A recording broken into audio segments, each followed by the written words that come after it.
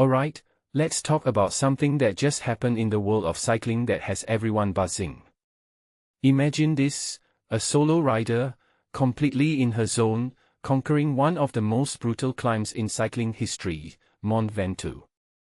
That's exactly what Katarzyna Niewiadoma-Phinney did at the Tour de France Femmes, and it's not just a win, it's a moment that redefines what's possible in women's cycling.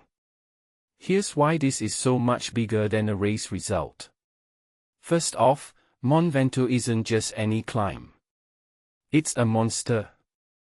It's the kind of ascent that breaks riders, both physically and mentally.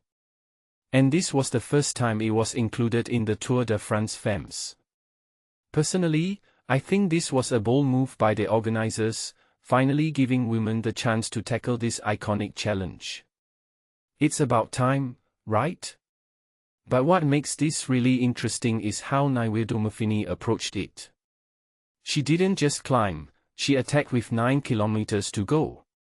That's a move that screams confidence, strategy, and sheer grit. It's not just about having the legs, it's about having the mindset to say, I'm taking this. Now, let's talk about the bigger picture here. Niewiadoma-Phinney's win isn't just a personal victory, it's a statement for women's cycling as a whole.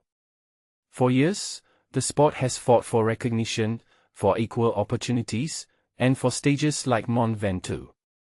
This win feels like a turning point.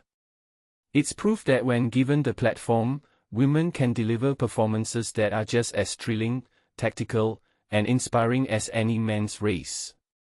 In my opinion, this is what the sport needs, more moments like this to shift the narrative. What many people don't realize is the emotional weight behind this win. Niewiadoma-Phinney mentioned seeing her parents on the climb, her dad crying. That's the human side of sports we don't always see.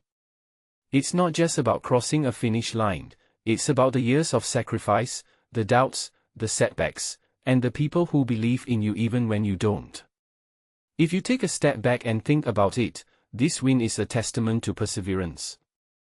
It's a reminder that success isn't linear, it's messy, emotional, and deeply personal. Now, let's talk about the race dynamics. Niewiadoma-Phinney started the stage 117 behind the leader, Marlen Reusser. By the end, she not only won the stage but also took the overall lead. That's a massive swing, and it raises a deeper question: how will she defend that lead in the final stages? The next stage is flat, favoring sprinters, but the final stage is another mountain battle. Personally, I think this is where her experience will shine. She's not just a climber, she's a racer who knows how to read the moment. But here's the thing, Vollering and Reusser aren't going to back down. This is going to be a fight until the very end.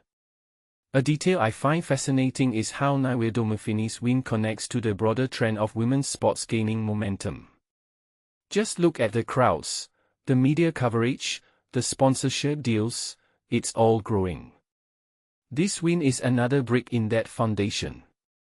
It's not just about cycling, it's about visibility, representation, and inspiring the next generation. What this really suggests is that when you give women's sports the stage, they don't just perform, they excel. And that's something we all need to pay attention to. So, here's my closing thought: Niewiadoma-Phinney's victory on Mont Ventoux isn't just a highlight reel moment, it's a catalyst. It's a reminder that in sports, as in life, the biggest breakthroughs often come from those who dare to take the hardest path.